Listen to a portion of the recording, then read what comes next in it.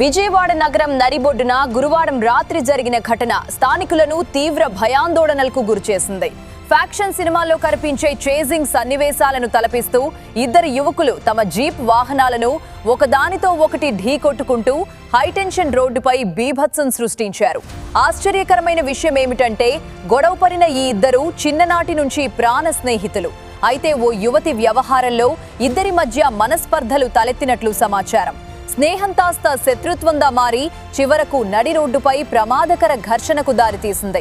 తాడిగరపుకు చెందిన లింగమనేని రోహిత్ ఇంజనీరింగ్ విద్యార్థి కాగా, భారతీనగర్కు చెందిన బోల్లా ఓం తన తండ్రితో కలిసి రియల్ ఎస్టేట్ వ్యాపారం చేస్తున్నాడు. వీరిద్దరి మధ్య కొంతకాలంగా విభేదాలు కొనసాగుతున్నట్లు తెలుస్తోంది. గురువారం రాత్రి ఓం ఫోన్ చేసి రోహిత్ ఎక్కడ ఉన్నాడని అడగడంతో మాటామాటా పెరిగింది. దీంతో ఇద్దరూ పరస్పరం సవాళ్లు విసురుకున్నారు. రోహిత్ పటమట ఆర్ గార్డెన్ సమీపంలోని హైటెన్షన్ రోడ్డులో ఉన్నానని చెప్పడంతో ఓం తన తార్ జీప్లో అక్కడికి చేరుకున్నాడు. అక్కడికి వెళ్లిన వెంటనే ఓం వాహనంతో రోహిత్ జీప్ను ఢీకొట్టినట్లు సమాచారం.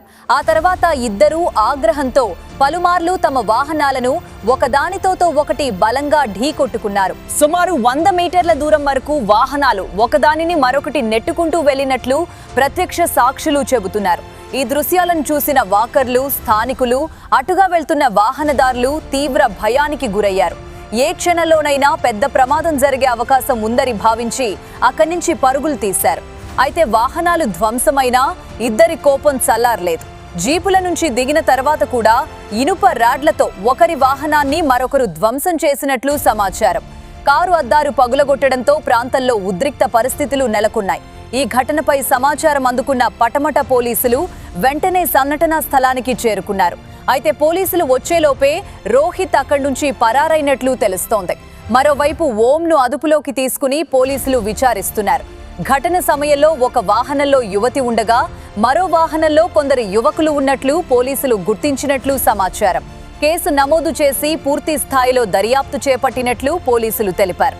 ఈ ఘటన మరోసారి యువతలో పెరుగుతున్న ఆవేశపూరిత ప్రవర్తనపై ప్రశ్నలు లేవనెత్తుతోంది. వ్యక్తిగత విభేదాలు, ప్రేమ వ్యవహారాలు, అహంకార పోటీలు చివరకు ప్రజల ప్రాణాలకు ముప్పుగా మారితే సమాజం ఎటు వెళ్తుందనే ఆందోళన వ్యక్తమవుతోంది. స్నేహం శత్రుత్వంగా మారినప్పుడు బాధితులు కేవలం వారిద్దరే కాదు, నడి రోడ్డుపై ఉన్న అమాయక ప్రజల ప్రాణాలు కూడా ప్రమాదంలో పడతాయి.